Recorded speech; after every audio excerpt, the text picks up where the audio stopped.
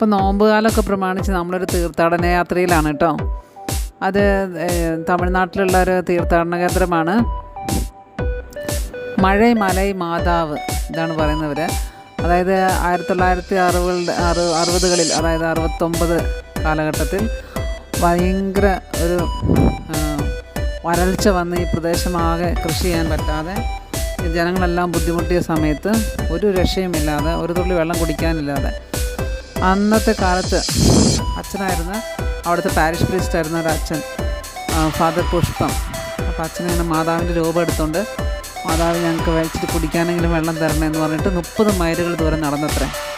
അങ്ങനെ ആ നടന്ന് മത രാഷ്ട്രീയമൊന്നും ഇല്ലാതെ ജനങ്ങളെല്ലാം, ആ പ്രദേശത്തുള്ള ജനങ്ങളെല്ലാം ഈ പ്രൊസഷന് വേണ്ടി പങ്കെടുത്തു അച്ഛൻ്റെ കൂടെ. അങ്ങനെ ഇത് ഒരു വമ്പൻ ജനാവലി, ആയിരങ്ങൾ പങ്കെടുത്ത ഒരു ജനാവലിയായിട്ട് അച്ഛനെയും സ്റ്റാച്ചു എടുത്തുകൊണ്ട് ഇങ്ങനെ മാതാവേ മഴ തരണേ, മാതാവ് മഴ തരണേ എന്ന് പറഞ്ഞ് പ്രൊസഷൻ 30 മൈലുകളോളം പോയത്രേ. 30 മൈലുകൾ പിന്നോട്ടപ്പോൾ പള്ളിയോട് അടുത്ത് വന്നപ്പോൾ, പള്ളിയുടെ അന്ന് ചെറിയൊരു പള്ളിയായിരുന്നു, ആ പള്ളിയുടെ അടുത്തെത്തിയപ്പോഴേക്കും ഭയങ്കര മഴ, അവർ പ്രതീക്ഷിക്കാത്തൊരു മഴ പെയ്യുകയും, അപ്പം അത് അങ്ങോട്ടുള്ള യാത്രയിലാണ് വരും. അങ്ങനെ നമ്മുടെ ബസ്സൊക്കെ വന്നു. ബസ്സിൽ കയറിയപ്പോൾ എനിക്കൊരു പുതിയ കൂട്ട് കിട്ടി. അപ്പോൾ അങ്കിളുടെ കൂടെ സംസാരിച്ച്, അങ്കിളുടെ എക്സ്പീരിയൻസൊക്കെ സംസാരിച്ച് ആണ് നമ്മുടെ യാത്ര കേട്ടോ. ഈ അങ്കിൾ നിസ്സാരക്കാരനല്ല, അങ്കിൾ മല കയറാൻ ഉഷാറായിട്ട് വന്നിരിക്കുകയാണ്. അങ്കിളുടെ ഏജ് നിങ്ങൾക്ക് അറിയണ്ടേ, വിശേഷങ്ങളൊക്കെ അറിയണ്ടേ? വാ കേൾക്കാം കേട്ടോ.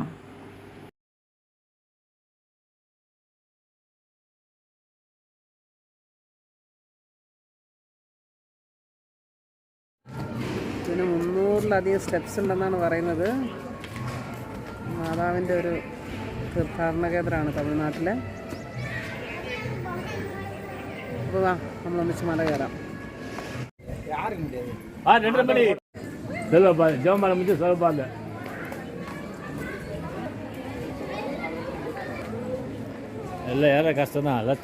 ഇന്ന് എൻ്റെ കൂടെ മല കയറാനുള്ളത് ആരാന്ന് കണ്ടോ? എൻ്റെ പുതിയ ഫ്രണ്ടാണ്.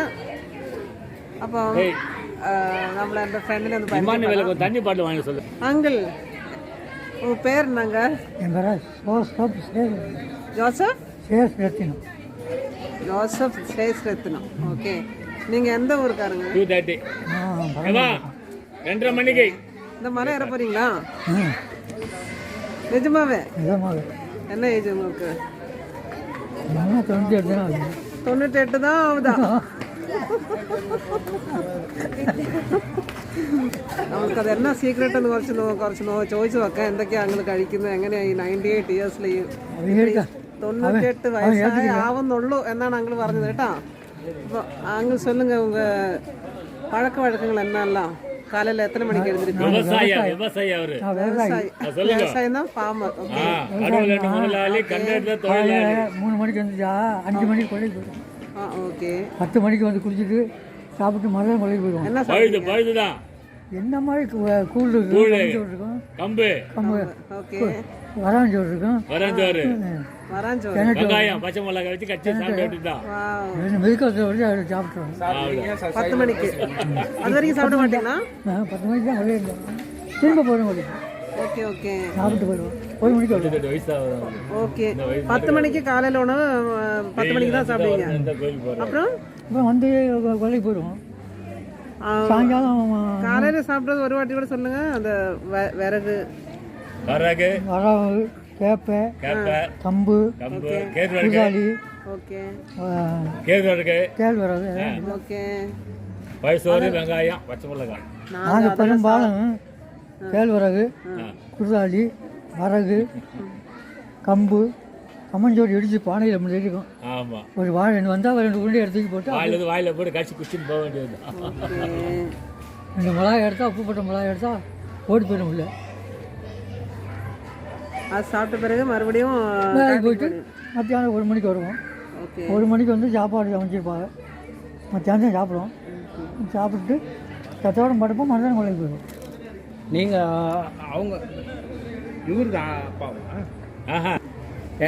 என்னெல்லாம் இது பண்ணுவீங்க தினம்?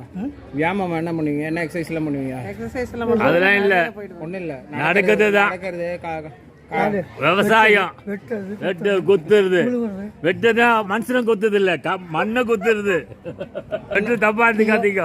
மண்ணோட தான் போராடி இருக்கீங்க. அரை குறுக்கம் ஒரு 3 பேர் வெட்டி விவசாயம் பண்ணி கொண்டு ആറ് കുറക്കാണെന്നാ ആச்சு போட்டுருவோம். 3.5 ഏക്കറ് 3.5 ഏക്കറാണോ പറയുന്നത് ഒരു ദിവസം? ആ കട കട കട ഓടിച്ച് നാശനം പണി 3 100 மூடை மிளகா அடிப்போம். ஒரு முடைனா எவ்வளோ அது? ஒரு மூடை 60 கிலோ. கிண்டல். ஆ 100 மூடை மிளகா அடிப்போம். ஆ ஒரு குடுக்கத்துக்கு 100 மூடை மிளகா அடிப்போம். விவசாயம் பண்ணுறது கஷ்டம், எல்லாரும் பண்ண முடியாது. ஆமாம் விவசாயம் அதில் உழைக்கிறவன் தான் பண்ண முடியும். தண்ணிக்குதா தண்ணி பட்டுக்குதா இன்னைக்கு நம்ம இந்த மலை ஏற போகிறோம். இங்கே நடந்து தண்ணி நாங்கள் ஓட்டுறேன்டா ஃபர்ஸ்ட் ஏறுறீங்களா நான் ஃபர்ஸ்ட் ஏறுறீங்களா? நிச்சயமாக வண்டியில் போட்டு ஃபர்ஸ்ட் யார் ஏறுவீங்க? நான் ஏறுவீங்களா? மாதா இங்கே கடை நம்மளுக்குள்ள ஒரு போட்டி ஐஸ்கிரீம் இருக்கேன். நான் ஃபர்ஸ்ட் இல்ல. ஏறுறீங்களா? நம்ம ரெடி ஆகிடுவோம். நான் இது ஃபர்ஸ்ட் 10 ஸ்டெப்பே ஏறது கஷ்டமா இருக்கேன், யோசிச்சுட்டு தான் ஏறினேன். உன்னால் முடியும். ஆனால் உங்களை பார்த்து தான் ஒரு தெம்பு வந்துடுச்சு. அப்படியே ஏறும் ஒரு பொண்ணை மரத்தில் ஒரு மூங்கு இருந்தாலும் ஏறி வெட்டிடுவேன். ஓ தென்னை மரத்தில் பனைமரம் பனை மரம் நுங்கு நாங்கள் இந்த ஏஜில் என்னெல்லாம் சாப்பிட்டா நல்லா இருக்கும் சொல்லுங்க நீங்கள். இப்போ இங்கே என்னத்தை கூட இருக்கு, தோசையும் இட்லியும் அந்த தோசை எண்ணெயில் சாப்பிடக்கூடாது. பொங்கல் பூரி பூரி தோசை. அங்கே மத்தியானம் நீங்கள் என்ன சாப்பிடுவீங்க அது சொல்லுங்க. மச்சாங்க சமைச்சிடுவாங்க. சமைச்சிடுவாங்க. கராஞ்சோசை வச்சுப்பாங்க, நெடுச்சோறு சமைச்சிப்பாங்க. கைக்குத்தல் அரிசி வெள்ளை அரிசி இல்லை. Okay okay. மத்தியானத்துக்கு மட்டும்தான் சாப்பாடு. அரிசியாக சாப்பிடுறது. இப்போ அரிசி எல்லாம் பாலிஷ் பண்ணி தண்ணி கீழே ஊற்றிட்டு ஒரு ஃபார்மர் தான், ஆனால் இப்போ ஃபார்மர் சட்னியை சாப்பிடுறோம். ஃபார்மர் சொல்ல முடியாதுல்ல. சட்னி இருக்கோமா இருக்காது. தாத்தாக்கு எப்படி கேட்பா? உங்களுக்கு மாத்திரம் முடி ஒழுங்கு நிறையா இருக்குது, எங்கள் மண்டையில் இது எல்லாருக்கும் முடியும். இல்லை என் தம்பியெல்லாம் போய் சேர்ந்து தம்பியெல்லாம் படிச்சு வேலை பார்த்தாங்க போய் சேர்ந்து எல்லாம் ஆ 4 நாள் இன்னும் எத்தனை பசங்க அம்மாவுக்கு? 4 பொண்ணு 4 பையன் ஒன்றும் இல்லை. நீங்கள் தான் மூத்தவங்களா? விவசாயம் தான் பண்ணுறாங்க. நீங்கள் தான் இல்லை அவங்க முடியும் படிக்க வச்சாங்க, நான் தான் படிக்கலை. அவன் உடனே எனக்கு என்ன இடையிலும் வாத்தியார், அதுக்கு அடுத்தவன் டாக்டரு, அதுக்கு அடுத்தவன் இன்ஜினியர். 3 ஆண்டு அவங்க 3 பேர். அப்போ அந்த காலத்தில் அவ்வளோ படிக்க வச்சாங்க அவங்க எல்லாமே. நீங்கள் தான் உழைச்சி படிக்க வச்சாங்க. அவங்க தான் வாத்தியம் பண்ணி. நீங்கள் விவசாயம் பண்ணி ஒருத்தர் டாக்டர் ஆக்கியிருக்கீங்க, ஒருத்தரை டீச்சர் ஆக்கியிருக்கீங்க, வாத்தியார் ஆக்கியிருக்கீங்க. 2 வாத்தியார், காலேஜ் வாத்தியார். இன்னொருத்தர் டாக்டர் டாக்டர். கம்ப்யூட்டர் படிக்க வச்சோம்ப்பா. கை பார்க்காம நான் போய் எங்கள் அப்பா வைத்தியம் பார்ப்பார், மாட்டு வைத்தியம். கை முடிஞ்சாலும் உடனே போய் எடுத்து வச்சு மட்டும் கட்டி சரி பார்ப்பார். அந்த வேலையை பார்த்துட்டு காசு வாங்கிட்டு ஒழுங்காக விவசாயம் பண்ணல. நான் படிக்கலை, காலி பைய கொடுக்க மாட்டேன். இந்த பொண்ணு அமர்த்தனே வாங்கினோம்னே நிறையா வேலை எழுதி கொடுப்பாங்க. 5 സ്ഥലത്ത് പെണ്ണ് കാണാൻ പോയി, പെണ്ണ് കിട്ടിയില്ല. 5ാമത് പെണ്ണ് കൂടെ വിട്ട് കഴിഞ്ഞാൽ പിന്നെ அது அங்கே நின்று சொன்னிச்சு, கோட்டையில் பொண்ணு பிறந்தாலும் ஃபோட்டோ எழுது போகாது அப்படின்னா എന്നത് கோட்டையில் பொண்ணு பிறந்தாலும் ஃபோட்டோ எழுத்து போகாதுன்னு நினச்சி அது கோட்டையில் பொண்ணு எடுத்தாலும் கோட்டையில் எழுதக்கூடாது. ഓ അങ്ങനെയുണ്ട്. புரியல எனக்கு. அப்படின்னா என்ன இருக்கும்? அവിടുന്ന് പെണ്ണെടുത്ത് ராணியானாலும் வீட்டுக்கு பொண்டாட்டி தான். அதான் ஒரு கதை. அதெல்லாம் அருமையான பொண்ணு. ஆ பத்தியா சண்டைக்கு போகாது. எல்லாரும் கூப்பிட்டு போயிடலாமா, ஸ்டார்ட் பண்ணலாமா? Okay thank you. இப்போ அவங்க கூப்பிட்றாங்களா? நெக்ஸ்ட் ஸ்டேஷனில் பார்க்கலாம். செட்டு ஒன்று இருப்பாங்க.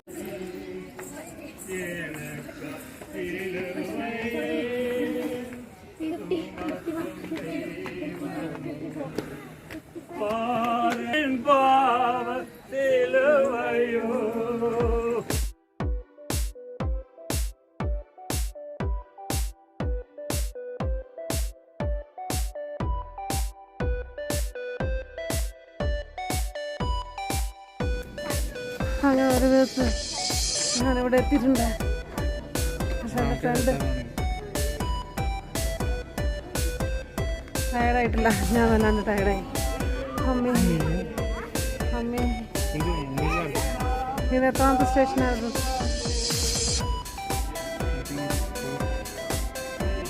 ஏன் அங்கே எனக்கு மட்டும் மூச்சு வாங்குது? கொஞ்சம் அப்படி போகும், சமாளிக்கிட்டே வரணும். எனக்கு இழப்பு வேகமாக இழப்பு இதாங்க சமாளிக்க அடி வச்சு போகக்கூடாது. நீங்கள் இந்த ஊருக்கு எப்படி வந்தீங்க அங்கே சென்னைக்கு எப்படி வந்தீங்க? இன்னைக்கு மழை விட்டுக்காது. மக வீட்டுக்கு வந்தீங்களா? மக எப்படி இங்கே வந்தால் கல்யாணத்துக்கு அப்புறம்? கல்யாணத்துக்கு அப்புறம் தான் இங்கே வந்தீங்களா? மகளோட கல்யாணத்துக்கு? இல்லை இப்போ என் மோளை இறந்தது கூட தான் இங்கே வந்தேன்.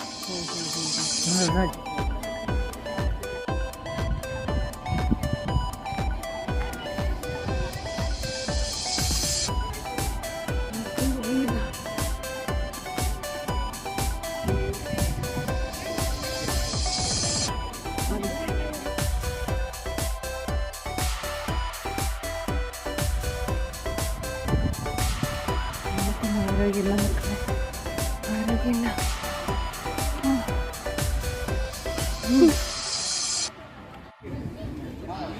റെഡി നാളെ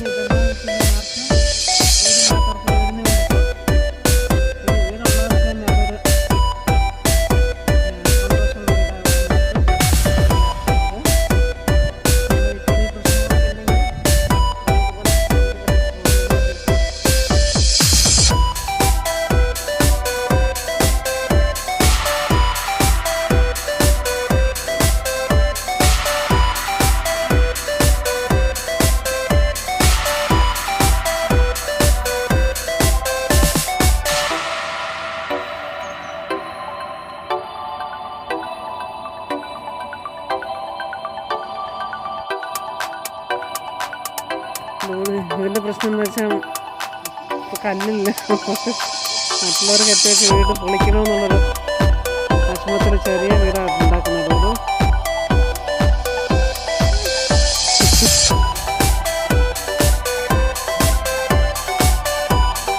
അങ്ങനെ അടുത്തൊരാളുടെ വീട് പൊളിച്ചിട്ടാണ് വീട് എത്തിയിട്ട്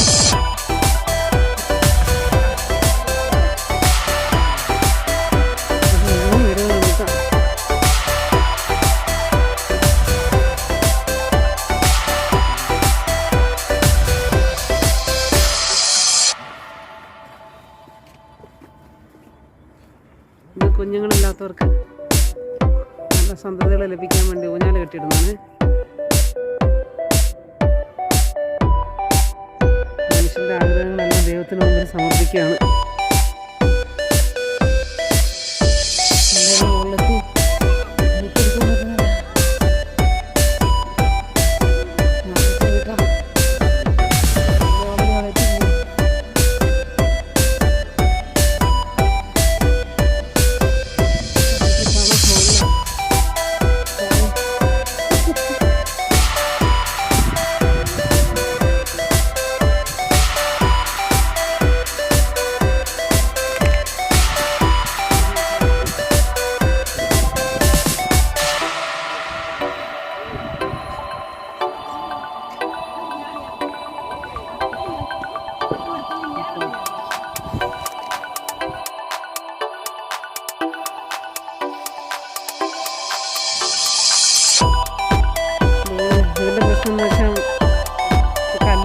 മറ്റുള്ളവർ കെട്ടിവെച്ച് വീട് പൊളിക്കണമെന്നുള്ളൊരു ആത്മത്തിൽ ചെറിയ വീടാണ് ഉണ്ടാക്കുന്നത്.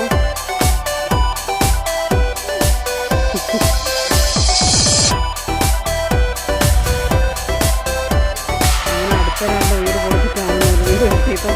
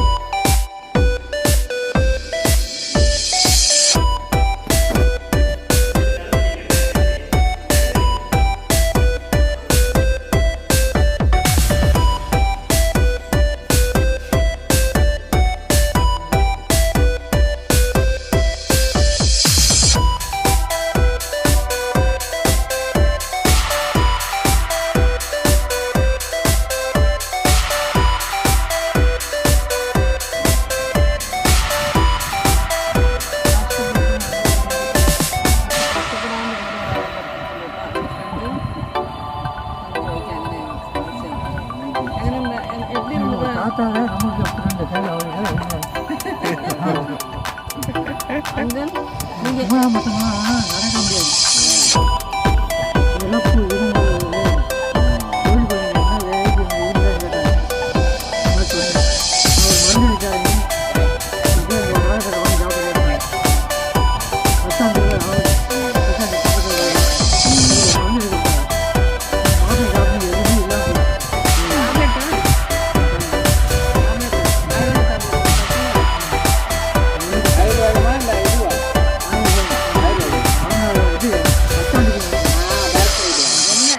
மாதம் சாப்பிட்டு எதுவுமே இல்லாமல் எழுதி கொடுத்தாவே போய் வாங்கிட்டு வந்தோம் சாப்பிட்டா கொடுத்தா 50 வருஷம் வாங்கிட்டீங்கன்னா 100 மாதம் வாங்கி அது முடிச்சதுனால எந்த இதுவுமே இல்லை இதுமாதிரி எல்லாம் இல்லை